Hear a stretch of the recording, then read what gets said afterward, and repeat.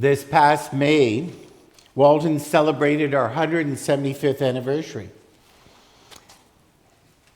At the time, a member sent along this poem, and she began with these words. I would like to start by saying I'm so thankful for the time and support Walton has given me over the years. I'm so blessed to be part of this milestone occasion. The person then shared this Walton specially adapted poem. A century and 3/4, a journey's grace, through seasons changed in the hollowed space, a heritage built on faith's enduring flame, whispering God's love in his holy name. From humble roots, a spirit took flight, a beacon shining a guiding holy light. Through trials faced and victories won, a testament of faith till set sun. A tapestry woven over lives intertwined, a community gathered, a loving kind, with hymns and prayers and lessons learned, a legacy of love forever yearned. As we celebrate with hearts alight, this milestone reached in his holy light, a vow to carry on with steadfast hand, God's love to share throughout the land.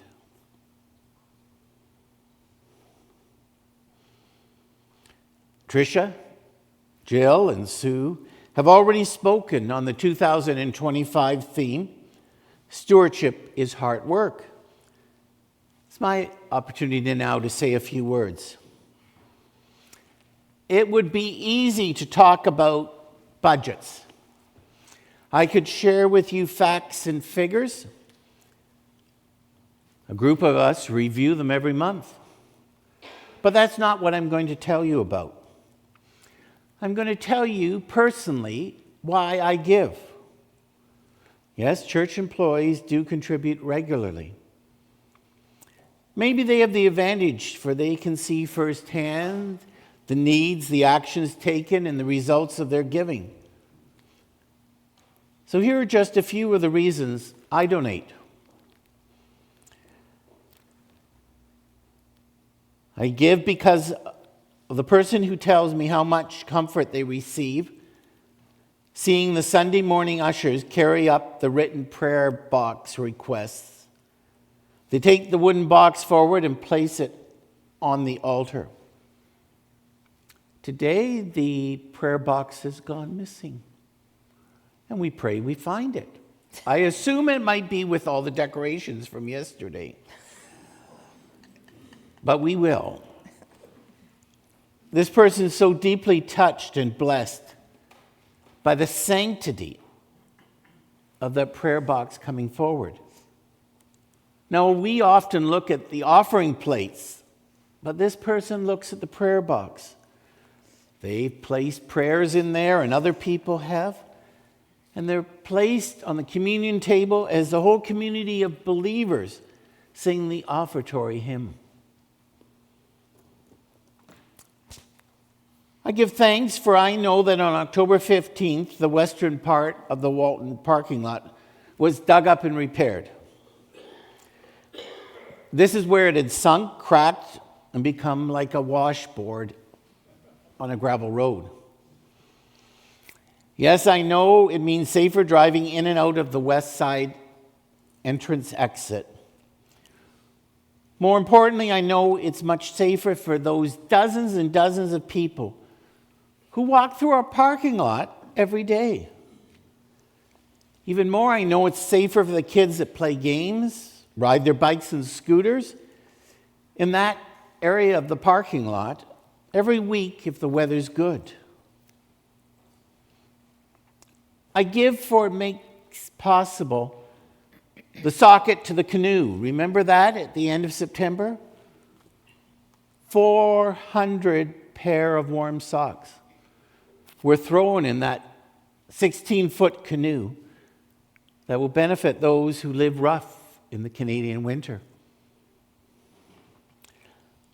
I give because I know it makes a difference for people to stop by the church office, either booked with an appointment or by just showing up, and one of us is there. They come by because they need to come upstairs, here in the sanctuary, and be alone. They may be here for 5 minutes or 55 minutes. They may pray, they may read the Bible, they meditate, reflect. And if they ask us, we can arrange that they light a candle here on the communion table. The sanctuary is not just Sunday morning. Throughout the week, it's a place of refuge, of safety, of solace, in critical times in people's lives. Other times, people prearrange with us to come into the sanctuary when there's a funeral for one of their loved ones taking place in BC or in Europe or in Australia. They figure out what time it will be here in Bronte. They can't attend that distant service, but they come and they sit here at the same time as that service and remember. Sometimes they want one of the staff to lead them in prayer or readings. Still others have a loved one, and not just family, but close friends who's died and nothing's planned. No visitation, no celebration of life, no funeral, but they need something. So they arrange with us for something informal. Often they don't want anyone to know about it. But we'll gather here, move the table back, put a few chairs around, and we'll have a service where they can say goodbye. And that is one of the reasons I give. I give because it makes possible our virtual services in midweek check-ins. We have a dedicated core of people who watch the services. But we have a larger group that watch the midweek check-ins. It amazes me, I'll be in a store and someone will look at me and say, "Oh, weren't you the one with that person who jumped out of the closet?"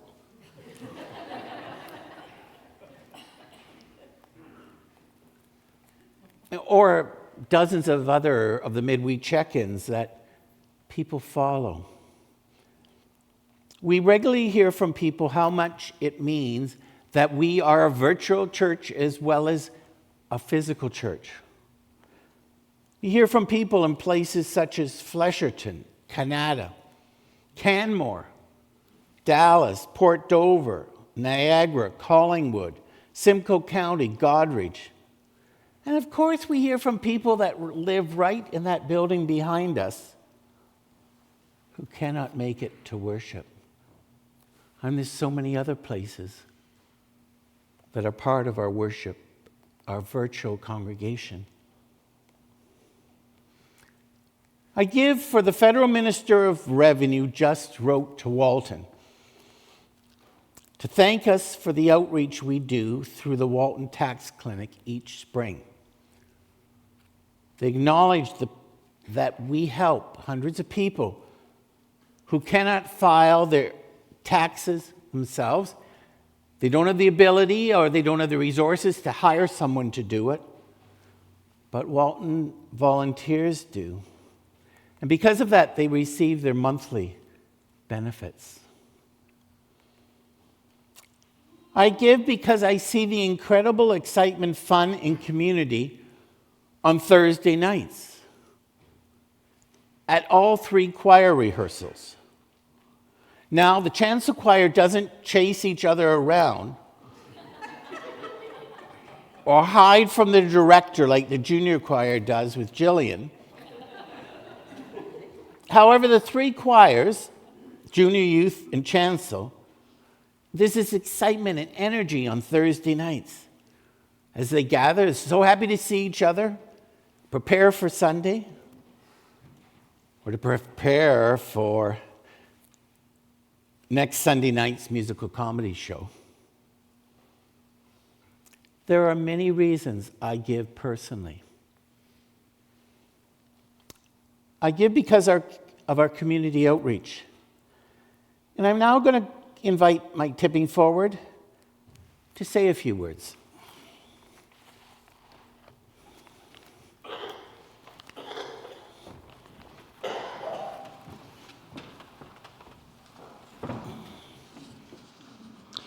Good morning.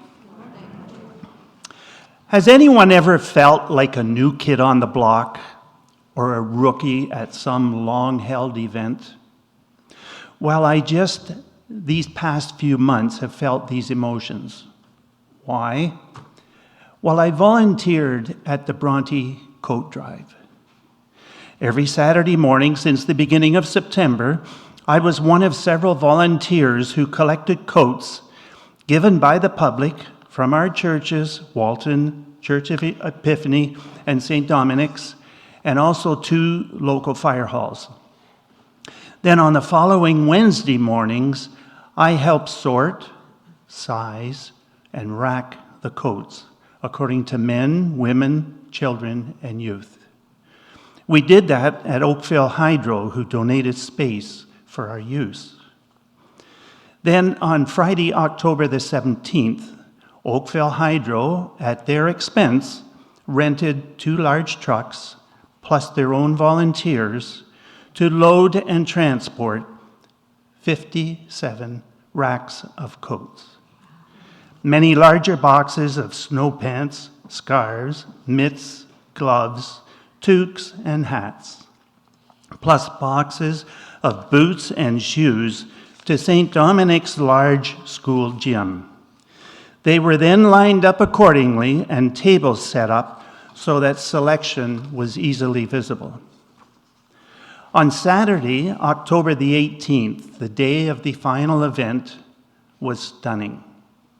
I arrived at the school at 7:15 a.m., and already there were probably 40 people waiting outside for the doors to open at 8 a.m.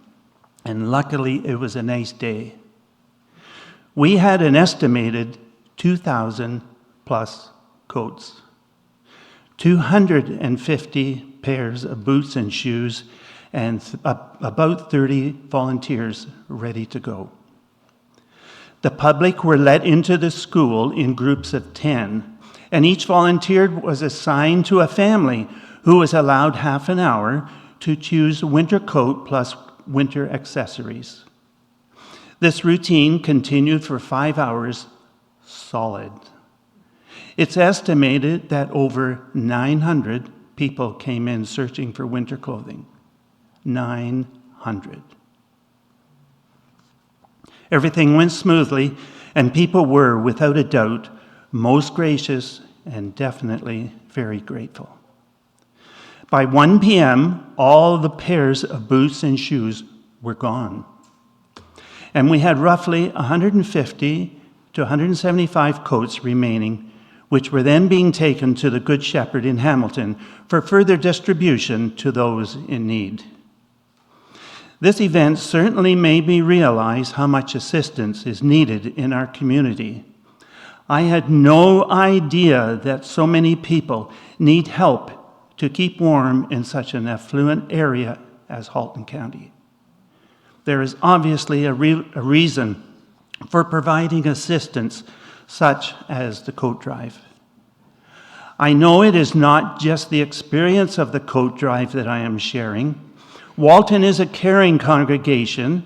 We do outreach in many more ways: White Gift Sunday, the food bank, Mitten Tree, and on and on. But I wanted to reinforce what a difference all of this really does make in our community. If you are able to get involved, you will be the receiver, not the giver of your gift. I would like to acknowledge Bronte BIA, Oakville Hydro, and Oakville Knights of Columbus, who donated space and financial help. And also a thanks to those here at Walton who donated clothing, and especially all the volunteers who worked so hard and opened my eyes to an amazing event. Also, a special thanks to Ruth Perkins, who was one of the handful of people who initially was involved in the Bronte Coat Drive 15 years ago. Also, Councillor Jonathan McNeese, and our local Oakville West MP, Seema Akan, presented a certificate recognizing Walton United Church for our part in helping the Bronte Coat Drive. Now, is she here today? No? Okay. She wrote in this document that she presented to each of the three churches. Seema Akan, MP, Member of Parliament in the riding of Oakville West, is pleased to recognize the Walton United Church for their role in organizing the Bronte Coat Drive. We appreciate, with appreciation of your collaborative spirit and compassionate support of those in need within our community, signed Seema Akan, MP, Oakville West. Thank you all for the hard work and also the donations. Thank you so much.